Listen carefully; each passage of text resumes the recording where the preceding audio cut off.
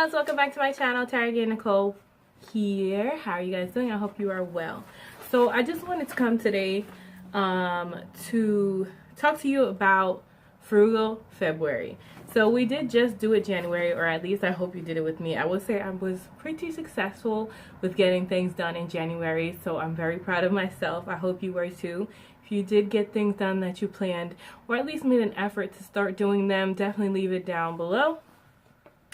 So, Frugal February is coming up, and I wanted to do a video a bit earlier just to kind of give you a heads up as to what I expect, because I feel like you need some time to plan, because I needed time to plan, and I'm still actually planning. So I just want to share with you some of the things that I'm doing. Frugal February is more like it's my version of a no-spend month, and I just realized that a whole bunch of people did a no-spend month in January. I had no idea. So the first thing you have to do for Frugal February is figure out why you want to do it. And I hope you do come along and do it with me. So why do you want to do a Frugal February? For me, for instance, I want to save and pay down debt. So if I can pay down some debt, or I can put some extra money towards savings, that's why I'm doing it. Some people are doing it to save towards a vacation, to travel. Some people are doing it to pay down debt. Some people are just doing it to see if they can do it. You know, so whatever the reason is, make sure it's a good reason so that you stick to being frugal in February. So what is it? Basically what it is you don't spend any extra money on things that are unnecessary. You are definitely going to still pay all your bills, your mandatory stuff like your rent, your mortgage, your utilities, your groceries. But what you're not going to do is, like, you're not going to go eating out unless, you know, you've already pre-planned in your budget that it's February, it's Valentine's Day. If you're married in a relationship, a partnership, whatever, and you've decided you're putting a certain amount of money away for that, that's fine. But it has to be pre-planned. It can't be just, oh, it's not in my budget and it's not happening. No extra coffees, no extra chips, snacks, unless you've already bought them at the grocer's. Like, you're not going to stop at Quick Trip or 7-Eleven on your way home, because that's not a part of your grocery shopping. And those things like no buying clothes, shoes, stuff for your planner. Like, you're not doing that. All right, so here are a few things that I think that I'm going to end up doing in order to keep myself on track. So I've already just went and got I went today actually and got my library card. I have been saying I was going to do it, and I realized they were actually open on a Sunday, so I have my library card. Woohoo!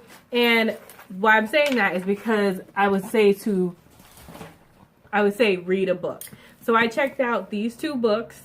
I'm Judging You, The Do Better Manual by Lovey Ajayi. I'm messing that up, I'm sorry. But this book right here, I heard it was really, really good. Texture Magazines, which my friend owns, had told me about this book a while ago, and then my best friend read it and said it was really good. So it might be one that I end up buying, but I definitely want to read it.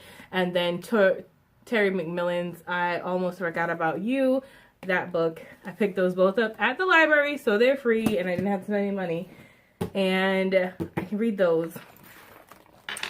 And probably get your books closer to February, because then you can read them during February. I can renew them because they're not brand new books, but just use your library. Get something for free. And sometimes a lot of people have free audiobooks or library like Overdrive online, where they can check out books and read it on their phones, Kindles, Nooks, whatever you have. I'm going to start doing the KonMari method into February as well. And that's basically just decluttering. It will take up some of my time. It will keep me from being bored and wanting to spend money and go out. I am going to try to meal plan my entire month, because I say I'm going to meal plan a week in advance, and then if I do 1 week, then I forget the next week, and then I don't want to do it, and it becomes such a problem. So I'm going to try to meal plan entire February, the entire month, so that I can just know that it's already planned out. I can plan a grocery list. I can go and buy it. And then I was in the library once again using their computer and printers, and was able to find this calendar that was actually just a part of the Microsoft Word program, and so I'm gonna write in all my meals for February up top, and then it came like this. I made these words say grocery list, week, and total, and I'm just gonna put all the things I need for each week for each plan and fill it out that way, and that's gonna be my meal plan thing for the month. It's right on Word, y'all. It's right on Word. So try, and I would say when you're meal planning, it sounds like a lot. Like, do it weekly if you can, bi-weekly if you can, or monthly if you want to try. But what I'm going to do is try to plan around things that are already in my pantry. Plan meals around things that are in my pantry so I don't have to spend that much extra money. I'm going to try to plan like crock pot meals, things that are going to be easier, one pot meals, so I don't have to worry about like a whole bunch of like cooking. I like to cook, but I know some days I'm just tired and I don't feel like doing it. And then and then make sure you check what's in your circulars or whatever you have coupons for if you click coupons. Okay, and then make sure you make a grocery list. This is a good time to also try new recipes. Like, I wouldn't say plan your whole week of new recipes, because if they all suck, then you had a bad week and you didn't like it and you gotta buy all this extra stuff. But maybe once a week, maybe a weekend day or a day you have more time, try new recipes. Maybe you'll add something to your recipe repertoire that you really didn't even know you liked, that was easy, that was fast. You know, it's something to keep you from getting bored.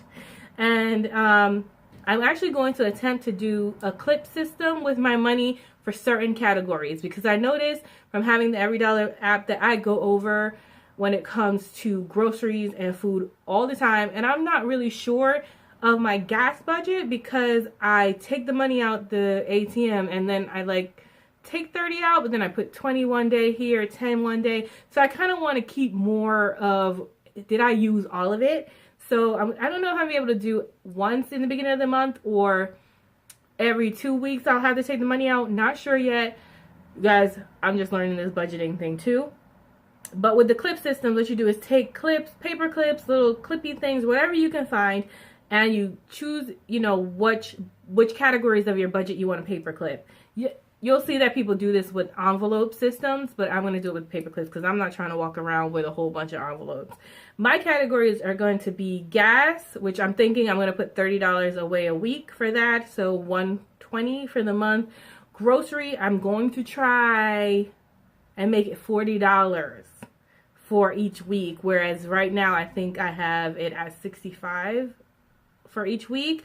So now I'm looking at what, 4 times 4, $160 for the month. I think I can do it. And then miscellaneous, I'm giving myself $20 each week for miscellaneous, because you never know if I need to get medication or if I need extra gas in my car because I had extra shifts at work and things like that. If you do hang out with friends and things like that a lot, another tip is to go ahead and plan an inside day with your friends. Like, if you have to meal plan anyway, maybe you and your friend can meal plan together, like, or maybe you and your friend can cook a meal together and have lunch for the next day and try something different on that day. Maybe something you found on Pinterest, something you found in an old cookbook, something you just found on the internet, foodnetwork.com, wherever you go for your recipes, and cook it together. Or maybe you can just have an inside game night. I haven't played Uno or spades or anything in a long time, dominoes. Like, find something fun, Monopoly, Taboo, whatever you like. You know, Heads Up, you only need your cell phone for that. Play indoor games with your friends, family, whatever you want to do. And check out your area for free events. Like, it's a little cold here now, so I don't know how many free events there are, but I know in the summer, in the spring, there's usually like outdoor festivals, and I don't know what the temperature is like where you are, so maybe you have outdoor free festivals, maybe somebody is having something at their house that's free. You know, listen, you can find things. Maybe your library or your board of ed is doing a free play at the high school or something. Check out your area flyer or newsletter and see what's out there for free, and get yourself involved a little bit more. If you have Netflix or Hulu or even just on demand on your television, if you still have cable, then go ahead and figure out a series that you really like and binge watch. That'll take up a lot of your time. You might get really involved in that. If you can't think of any, Google what are some of the best series on Netflix, Hulu, on demand. Ask a friend. I'm sure you can find something. Maybe even start an exercise program. Maybe you want to start adding yoga to your mornings. Maybe you want to start working out in the evenings. Maybe you just want to start taking a walk on 3 times a week. Don't make any of these things, excuse me, too much work, because then you're going to be like, oh my God, I can't spend, and then I can't do this. And so just do something that you like and make it attainable. Don't be like, oh, I'm going to like exercise 5 days a week, 3, 4, 5 miles a day. Like, do you even exercise now? Is that really going to happen? Probably not. So start off with 2 to 3 days a week, maybe a 1 mile walk or something in your house. Leslie Sanson's Walk Away the Pound. She has something on YouTube. Guys, don't make it hard. And then if you're more creative, or you used to be more creative, maybe you want to try to draw or paint or color or sculpt or do something. I don't know how you're going to sculpt in your house, but you know, get some Play-Doh. I don't know. There's adult coloring books you can get, you know, at the dollar store before the challenge starts. Crayola at the dollar store before the challenge starts. Try to plan things out in advance. Grab the things you know you're definitely going to need, because you're not going to be able to spend on them in February. But that is the Frugal February challenge. If you have any other ideas that will keep me busy in February, as you see, I picked the shortest month to try to do this.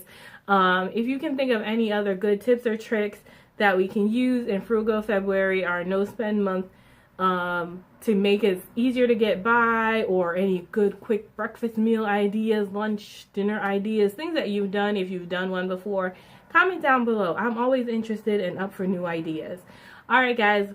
Thank you so much for watching. Remember, in order to be great, you have to be grateful, and I'm grateful for you. Have a wonderful, blessed day.